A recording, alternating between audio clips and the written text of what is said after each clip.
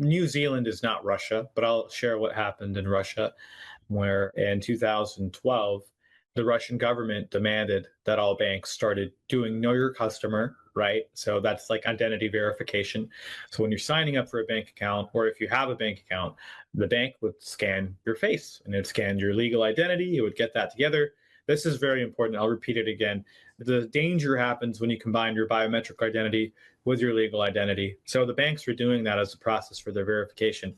And what the Russian government wanted them to do was to hand over or actually save the biometric data in the government database. And they were going to have to pay the government to do that. So the banks very smartly didn't do that. They just held their own databases. 3 years later, the Russian government was like, hey, actually, okay, now we compel you to provide that biometric data to us.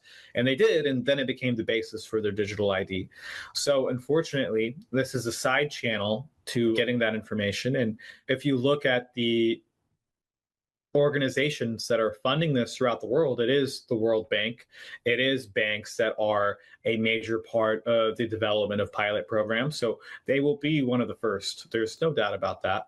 And ask yourself, okay, so what do you do if you can't use the bank? Well, I think the most valuable thing anyone could be doing right now is going out in person, meeting business owners or for producers, farmers, and just saying, hey, no matter what happens, I won't let a vaccine passport or a digital ID come in between this relationship. Like, I won't ever impose that on you.